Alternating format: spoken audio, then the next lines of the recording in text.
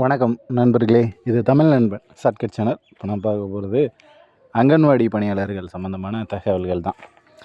என்ன அப்படின்னு பார்த்தீங்கன்னா, இப்போ அங்கன்வாடிக்கு நோட்டிஃபிகேஷன் கொடுத்துட்டாங்க. எல்லாருமே அப்ளை பண்ணியிருந்திருப்பீங்க. ஸோ நிறைய நண்பர்கள் அப்ளை பண்ணுறது எப்படி அப்படின்ற மாதிரியும் கேட்டுக்கிட்டு இருந்தீங்க. நம்மளும் ஹவு டு அப்ளைன்னு சொல்லிட்டு வீடியோ அப்படின்றது போட்டிருந்தோம். இதில் வந்து பார்த்தீங்க அப்படின்னா என்ன சொல்கிறது அப்படின்னா, இது வந்து மிகப்பெரிய ஒரு ஆப்பர்ச்சுனிட்டி. ஏன்னா பெண்கள் மட்டும்தான் இதுக்கு வந்து எலிஜிபிள் அப்படின்றது உங்களுக்கு எல்லாருக்குமே தெரியும். ஸோ இந்த போஸ்டிங்க்கு வந்து ஆண்களால் போட்டியே போட முடியாது. அதுவும் வந்து தெரிஞ்ச விஷயம் தான். முழுக்க பெண்கள் மட்டும்தான் இதுக்கு எலிஜிபிளான கேண்டிடேட்ஸ். ஸோ பெண்களால் மட்டும்தான் இந்த வேலைக்கு போகவும் முடியும். ஸோ இதுவும் சரி, சத்துணவு பணியாளர்கள் அதுக்கான வேகண்டும் சரி. ஸோ ரெண்டுக்குமே வேகன்சி கொடுத்துருக்காங்க. ரெண்டுக்குமே வெறும் பெண்கள் மட்டும்தான் போட்டி அப்படிங்கிறப்பவே இந்த இடத்துலையே உங்களுக்கு வந்து ஒரு 50% காம்படிஷன் அப்படின்றது டோட்டலாக குறைஞ்சிருச்சு. ஏன்னா ஆண்களோட காம்படிஷன் அப்படின்றது இதில் இருக்காது. இந்த தேர்வை பொறுத்தளவுக்கு இந்த எக்ஸாம் நோட்டிஃபிகேஷனை பொறுத்தளவுக்கு பார்த்தீங்க அப்படின்னா முழுக்க இன்டர்வியூ தான். ஸோ இன்டர்வியூவில் கொஷின்ஸ் கேட்பாங்க. ஒரு 10லேருந்து 15 கேள்விகள் வரையும் எதிர்பார்க்கலாம். ஸோ அந்த 10 to 15 கேள்விகளுக்கு நீங்கள் ஆன்சர் பண்ணுறீங்க அப்படின்ற பட்சத்தில் அதை பேஸ் பண்ணி உங்களுக்கு வந்து செலெக்ஷன் லிஸ்ட் கொடுத்து உங்களை வந்து செலக்ட் பண்ணுறதுக்கான வாய்ப்பு அப்படிங்கிறது இருக்குது. ஸோ முழுக்க பார்த்தீங்க அப்படின்னா இது பியூராக இன்டர்வியூ மட்டும் வச்சு எடுக்கிற போஸ்டிங் அப்படின்றதுனால நம்ம வந்து ஸ்டடி மெட்டீரியல் அப்படின்றது ப்ரொவைட் பண்ணுறோம்.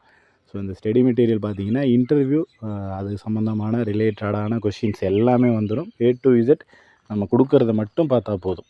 கரண்ட் அஃபேர்ஸாக ஜென்ரலாக இருக்கக்கூடிய தகவல்கள் ப்ளஸ் அங்கன்வாடி சம்மந்தமான தகவல்கள் இது எல்லாமே வந்து உங்களுக்கு மெட்டீரியலில் வந்துடும். ஸோ இதை மட்டும் நீங்கள் படிச்சிங்கனாலே 100க்கு 90% கேள்விகள் இதில் தான் வரும். 1-2 கேள்விகள் மேபி எக்ஸம்ஷன். அது வந்து எப்படி கேட்பாங்கன்றது தெரியாது. கேட்குறவங்களோட மனநிலையை பொறுத்து அது எப்படி வேணாலும் மாற்றி கேட்கலாம். ஸோ அதனால் இதை மட்டும் பார்த்தீங்கனாலே ஓரளவுக்கு உங்களுக்கு போதுமான ஒரு இது வந்து கிடைச்சிடும். மார்க் போதுமான மதிப்பெண்கள் அப்படின்றது வந்து வந்துடும். அடுத்த கட்டமாக பார்த்தீங்க அப்படின்னா இது வந்து ஒரு ஒன் டைம் ஆப்பர்ச்சுனிட்டி மாதிரி தான். ஒரே ஒரு முறை உங்களுடைய முழு எஃபர்ட் அப்படிங்கிறது இதுக்கு போட்டிங்க அப்படின்னா வாழ்நாள் முழுக்க நீங்கள் கவலைப்படவே தேவையில்லை. எப்போதுமே வேலை, அதாவது 60 வயசாகி ரிட்டையர் ஆகிற வரைக்கும் உங்கள் கையில் வேலை அப்படிங்கிற ஒன்று வந்து இருக்கும். இப்போ நம்ம இந்த 1 மாதத்துக்கோ ஒரு 2 மாதத்துக்கோ அடுத்த இன்டர்வியூ எப்போன்னு சொல்ல போகிறாங்க. அடுத்து எப்போ வேணால் வந்துடும். ஏன்னா இன்னும் ஒரு 10-15 நாளில் கால் லெட்ரு வருது அப்படின்னா அடுத்த 10 நாளில் இன்டர்வியூ வந்துடும். ஸோ ஒரு 20 நாளோ 30 நாளோ நமக்கு டைம் இருக்குது. இந்த ஒரு 30 நாள் மட்டும் நம்ம கொடுக்குற மெட்டீரியலை முழுமையாக கவர் பண்ணி முழுமையாக எல்லாத்தையும் படித்து A to Z அதில் இருக்கிற எல்லா விஷயத்தையும் தெரிஞ்சுக்கிட்டு நீங்கள் போனீங்க அப்படின்னா வேலை கன்ஃபார்மாக உங்களுக்கு தான். நீங்கள் வந்துட்டு என்ன சொல்கிறது, நம்ம வாழ்க்கை ஃபுல்லாக கஷ்டப்படவே தேவையே இல்லை, அவசியமும் இல்லை. அந்த மாதிரி ஃபுல் அண்ட் ஃபுல் இதை வந்து கொஞ்சம், அதாவது நிறைய பேருக்கு வந்து கிடைக்குமா கிடைக்காதாங்கிற சந்தேகம் இருக்கும். நான் அடித்து சொல்கிறேன், நம்ம வந்து முழுமையாக ட்ரை பண்ணோம் அப்படின்னா கண்டிப்பாக எந்த வேலையாக இருந்தாலும் நமக்கு கிடைக்கிறதுக்கான வாய்ப்பு அப்படின்றது இருக்குது. ஏன்னா அடுத்து வந்து எலெக்ஷன் வரப்போகுது அப்படிங்கிறப்போ தொடர்ச்சியாக கவர்மெண்ட்லேருந்து நோட்டிஃபிகேஷன் அப்படின்றது கொடுத்துக்கிட்டே தான் இருக்காங்க. சத்துணவுத்துறையாக இருந்தாலும் சரி, அங்கன்வாடி துறையாக இருந்தாலும் சரி, உங்களுக்கு தொடர்ச்சியான நோட்டிஃபிகேஷன் அப்படின்றது வந்துக்கிட்டு இருக்குது. ஒரு டிஸ்ட்ரிக்ட் வைஸாகவும் கொடுக்குறாங்க. இதில் என்ன பெனிஃபிட் அப்படின்னு பார்த்தீங்கன்னா, உங்களோட ஊரில் நீங்கள் இருக்கிற கிராமத்துக்குள்ளே இருக்கிற நபர் மட்டும்தான் உங்களுக்கு போட்டியாக வருவாங்க. அதாவது இப்போ ஒரு டிஎன்பிஎஸ்சி எக்ஸாம்லாம் எழுதுறீங்கன்னா தமிழ்நாடு ஃபுல்லாக இருக்கிற எல்லாரும் போட்டி போடுறதுங்கிறது வேறு. உங்கள் கிராமத்தில் இருக்கிற ஒரு 4 பேரோ 5 பேரோ அவ்வளோதான் இருப்பாங்க. 4-5 பேருக்குள்ளே நீங்கள் வந்து ஒரு நல்ல மார்க் பண்ணணும். அதாவது கூட ஒரு யாரோ உங்களுக்கு தெரிஞ்ச பொண்ணோ யாரோ ஒருத்தவங்க இருக்காங்கன்னு வச்சுக்கங்க. அவங்கக்கிட்ட ஒரு 5 கேள்வி கேட்குறாங்க.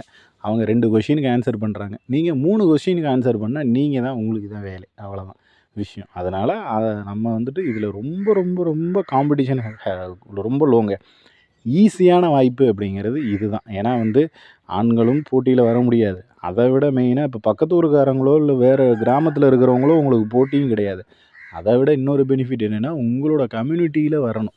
இப்போ நீங்கள் ஒரு கிராமத்தை சூஸ் பண்ணியிருக்கீங்க, நான் ஒரு அங்கன்வாடியை சூஸ் பண்ணியிருக்கேன் அப்படின்னா உங்கள் அங்கன்வாடியில் வர்ற நபர் உங்களோட போட்டி. அதை விட மெயினாக உங்கள் கம்யூனிட்டியில் வர்ற நபர் மட்டும்தான் உங்களுக்கு போட்டி.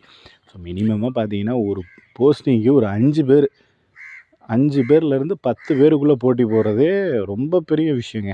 ஸோ அந்த ஒரு மேக்ஸிமம் 10 பேர்னு வச்சுங்க. அந்த 10 பேருக்குள்ளே கேள்வி கேட்பாங்க. ஒரு 10 கேள்வி கேட்குறாங்க, 15 கேள்விகள் கேட்குறாங்கன்னு வச்சுங்க. அந்த 15 கேள்விகளில் யார் நல்லா பதில் சொல்கிறாங்க, யார் வந்து நல்லா ஹை ரேஞ்சில் சொல்கிறீங்களோ அவங்களுக்கு வந்துட்டு வேலை அப்படிங்கிறது கிடச்சிடும். அதனால தான் சொல்கிறேன், இது வந்து நீங்கள் ஒரு வாட்டி போடுற எஃபர்ட்டு தான். இந்த ஒரு மாதம் வந்து போடுற எஃபர்ட்டு தான் உங்கள் வாழ்க்கையவே தீர்மானிக்க போகுது. ஸோ அடுத்து வந்து நீங்கள் இதுக்கப்புறம் திரும்ப இதை படிக்கணும், அதாவது இந்த ஆப்பர்ச்சுனிட்டியை மிஸ் பண்ணிவிட்டு திரும்ப ஒன்று கிடைக்கணும் அப்படின்னு எதிர்பார்க்காதீங்க தயவு செஞ்சு. ஏன்னா வர்றதை யூஸ் பண்ணிக்கணும். ஏன்னா நிறைய பேர் இப்போ குரூப் 4ல் எக்ஸாம் எழுதுனா கூட எக்ஸாம் முடிச்சுட்டு வந்து நான் அடுத்த எக்ஸாம் பாரு எப்படி பண்ணுறேன் அப்படிம்பாங்களே தவிர நடந்து முடிஞ்ச எக்ஸாம் ஒழுங்காக பண்ணியிருக்கலாம் அப்படின்ற எண்ணம் வராது. ஸோ அதனால தான் சொல்கிறேன், இப்போ தேர்வுக்கு நமக்கு இன்னும் டைம் அப்படிங்கிறது இருக்குது. இன்னும் கொஞ்சம் நாட்கள் இருக்குது. இன்னும் ஒரு மாதத்துக்கிட்ட தான் இருக்குது. ஆனால் ரொம்ப நாள் இருக்காதுங்க, அதையும் சொல்லிடுறேன். ஏன்னா இன்டர்வியூ கார்டு கொடுத்துட்டாங்க அப்படின்னா 10 நாளில் இன்டர்வியூ வச்சுருவாங்க. உங்களுக்கு இப்போ ஒரு 10 நாள், அதுக்கப்புறம் ஒரு 10 நாள், 20 நாள் தான் டைம் இருக்குது. மே மந்த் எண்டுக்குள்ளே கண்டிப்பாக எல்லா டிஸ்ட்ரிக்ட்லேயும் இன்டர்வியூ முடிஞ்சிடும். அதில் வந்து எந்த மாற்று கருத்தும் இல்லை. அதனால் முடிஞ்ச வரைக்கும் நல்லா படிச்சுக்கிங்க. இப்போ இருந்தே ப்ரிப்பேர் பண்ணிக்கிங்க. இல்லை மெட்டீரியல் வாங்கி தான் படிக்கணும் அப்படின்றது இல்லை. நீங்கள் வந்துட்டு உங்களோட அதாவது ஜஸ்ட்டு நியூஸ் பேப்பர் பாருங்கள். உங்களோட டிஸ்ட்ரிக்ட் நியூஸ் பேப்பர் அப்படின்றத பாருங்கள். உங்கள் மாவட்டத்தில் என்ன நடக்குது அப்படிங்கிறத தெரிஞ்சுக்கிங்க. ஸோ சின்ன சின்ன விஷயங்கள் அப்படிங்கிறத தெரிஞ்சுக்கிங்க. நம்ம கொடுக்குற மெட்டீரியலில் பார்த்திங்கன்னா தமிழ்நாடு சம்மந்தமான ரிலேட்டடாக எல்லா விஷயமும் இருக்கும். அங்கன்வாடி சம்மந்தமான விஷயங்கள் அப்படிங்கிறது இருக்கும். ஸோ அதை பார்த்தாலும் ஓகே. அது போக உங்கள் டிஸ்ட்ரிக்டில் இருக்கிற ஸ்பெஷல்ஸ் 38 டிஸ்ட்ரிக்கும் தனித்தனியாக கொடுக்குறதுங்கிறது கஷ்டம். அதனால் உங்களோட டிஸ்ட்ரிக்டில் என்ன இருக்குது, ஸ்பெஷல் என்ன அப்படிங்கிறத நீங்கள் தெரிஞ்சுக்கலாம். ஸோ அதை வந்து தெரிஞ்சுக்கிட்டு போனீங்கனாலே போதும். உங்களால் வந்து மினிமமாக நல்ல கேள்விகளுக்கு ஆன்சர் பண்ண முடியும் அப்படிங்கிறதுல எந்த சந்தேகமும் இல்லை. அதனால் இந்த ஆப்பர்ச்சுனிட்டியை மிஸ் பண்ணிவிட்டு அதுக்கப்புறம் எப்போ அங்கன்வாடி பணியாளர்கள் போடுவாங்க அப்படின்னு எதிர்பார்க்குறது வந்து மிகப்பெரிய முட்டாள்தனம். இப்போ ஒரு நோட்டிஃபிகேஷன் வந்திருக்கு. அந்த நோட்டிஃபிகேஷனுக்கு நம்ம அப்ளை பண்ணியிருக்கோம். நமக்கு எலிஜிபிள் இருக்குது. இன்னும் 5 வருஷம் கழிச்சு பார்த்தீங்கன்னா ஏஜ் லிமிட் கூட சேஞ்ச் ஆயிருங்க. அதுதான் நான் சொல்கிறேன். இன்னும் ஒரு வாட்டி வருது அப்படின்னா ஒரு 5 வருஷமாக தான் ஆகும். 5 வருஷத்துக்கு அப்புறம் வரும்போது உங்களுக்கு ஏஜ் லிமிட் இருக்குமாங்கிறது டவுட்டு. நம்ம இந்த ஃபீல்டில் இருப்போமாங்கிறது டவுட்டு. அதை முதல்ல அப்ளை பண்ணுவோமாங்கிறது சந்தேகம். என்ன வேணால் நடந்திருக்கலாம். ஸோ அதனால் இப்போ இருக்கிற சூழ்நிலையில் இப்போ வந்து அப்ளிகேஷன் போட்டிருக்கோம்.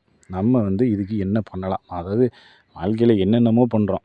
ஸோ ஜஸ்ட்டு இதுக்காக ஒரு மாதம் டைம் ஸ்பெண்ட் பண்ணி ஒரு 1 மந்த் அந்த இன்டர்வியூ போகிற வரைக்கும் நீங்கள் உட்காந்து படிச்சிங்க அப்படின்னா வேலை உங்கள் கையில்.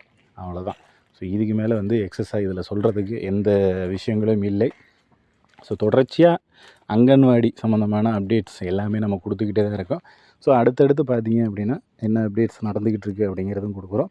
அதே போல் இங்கே டெலகிராம் லிங்க் வந்து டிஸ்கிரிப்ஷன் பாக்ஸில் கொடுக்குறேன். ஜாயின் பண்ணணும்னு நினைக்கிறாங்க, ஜாயின் பண்ணிக்கிங்க. அது எதுக்காக அந்த குரூப் அப்படின்னா, மற்ற மாவட்டங்களில் ஏதாவது ஒரு அப்டேட் கொடுக்குறாங்க, ஏதாவது ஒரு விஷயம், ஏதாவது ஒரு தகவல் வந்து வெளியாகுது அப்படின்னா நீங்கள் வந்து டெலகிராம் குரூப்பில் அதை ஷேர் பண்ணலாம். ஷேர் பண்ணுறது மூலயமா உங்களோட விஷயங்கள், உங்கள் டிஸ்ட்ரிக்டில் நடக்கிற விஷயங்கள் மற்ற நபர்களுக்கும் தெரியும். மற்ற மாவட்டங்களில் நடக்கக்கூடிய தகவல்கள் உங்களுக்கும் வந்து தெரிய வரும். ஸோ எல்லோரும் டிஸ்கஸ் பண்ணிக்கிறதுக்கு தான் அந்த அங்கன்வாடி குரூப் அப்படிங்கிறது. அது டெலகிராமில் தான் கொடுத்துருக்கோம். ஸோ ஜாயின் பண்ணணுன்றவங்க அந்த லிங்க்கை டச் பண்ணி உள்ள டெலகிராமில் ஜாயின் பண்ணிக்கிங்க. இது சம்மந்தமாக வேறு ஏதாவது சந்தேகங்கள் இருக்குது அப்படின்னாலும் கீழே கமெண்ட் பண்ணுங்கள். நெக்ஸ்ட் அடுத்த வீடியோவில் பார்க்கலாம். தேங்க்யூ.